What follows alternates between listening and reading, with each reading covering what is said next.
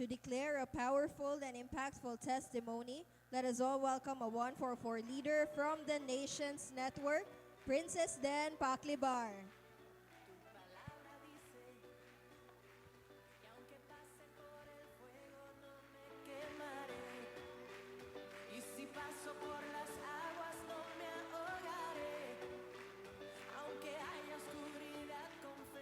Good morning, everyone. Wala dyan ko kakul background or baga, alam dyan ko gnaong, no? So, hello, good morning, everyone. So, wala pa nakaila sa ako.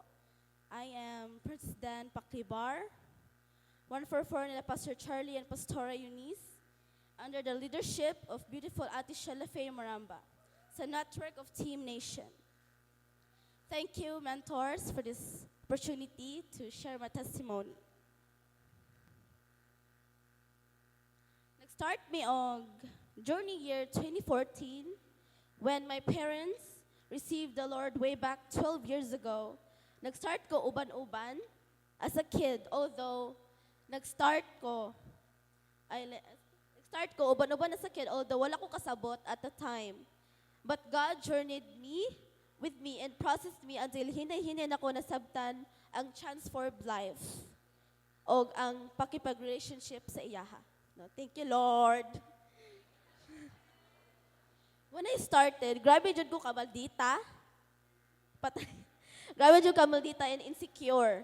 Dili jud ko magpapildi, prideful, hard-headed, and feeling looy. Limited mindset na dili ra jud mitaman kay nagdako man lagi ko na igo ra jud ko makasurvive. Tungod wala po ko kasabot ato. I was full of complaining sa akong life. Usahay, mag-murmur ko na kapoy mo ani sa church, dili ko ganahan mag-cell group, kapoy mag-conquest, ug uban pang bulutan sa church. Pero at that time, tungod akong parents man John magdala sa ako, wala ko'y choice. But si Lord, iya jud ko gi-shift. Nagpa-realize niya sa ako nga, diha ay kay Lord, all things are possible. Romans 12:2. Don't copy the behavior and customs of this world, but let God transform you into a new person by changing the way you think. Then you will learn to know God's will for you, which is good and pleasing and perfect. Until niabot ko sa point na nirealize na ko na nag-journey naman day ko, tinod-on na lang jud nako kay naman si mama, so og dito nag-start, nag-open ni Lord na makasabot ko o ginahinay o gibutangan niya akong heart sa iyaha and love for the church, for this ministry. Salamat gid sa family no diri. Isa sa gi-change ni Lord sa ko ang area sa akong devotional. Sa una murag wala lang, basa-basa lang, pero karon giabrihan ni Lord akong understanding. As in, maka-relate mangitana no kana magbasa-basa ra na bisag ana bitaw. Ana kanang Lord ay understanding og masabtan ako yung words and nahimo kong excited sa akong future.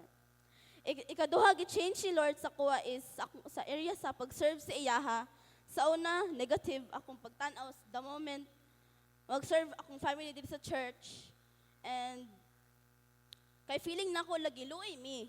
But God opened my mind na privilege di ay mag-serve sa church. And God reward us more than we can imagine. Every Saturday, me and my family, gihatagaan mi opportunity to prepare the church para inig Sunday celebration. Ready na mga chairs, and hinlo na and karon is a joy for me doing it. Like, sa Sabado ba, dili magkuan, hinlo-hinlo para tomorrow, ana. Like, isa sa reward na na-count jud nako is that last year, for the first time, di ba? Naka-join jud ko sa national conference dito sa Manila o dili lang ako no but my whole family joined, di ba? Sabog. Grabe ang provision ni Lord and gi-prove jud ni Lord sa ko He's a God of reward. Anak kay sa una lagi dili lagi ka nang kuan lang bitaw ka nang dili bitaw ko katuo nga naabot jud ko diri ana bitaw. So dili na ko ma-imagine ako nga wala jud ko diri like unsa gid akong kinabuhi bitaw ana. Over.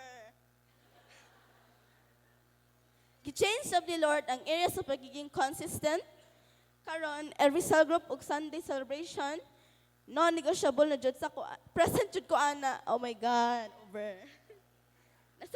Nasab ko opportunity to join the dance team, serving God with my talent. Nag-join na sab sa mga conquest, naka-SL3, and now in the process, pag-complete sa akong cell group and building my team of 12. Beautiful. Thankful ko sa guidance akong mga leaders above me, and especially sa life nila Pastor and Pastora Eunice. So nawala jud ni give up sa among family. Once again, I'm Princess Dan Paklibar, excited sa future, nag-prepare ni Lord. Yes, thank you, Pas. To God be the glory.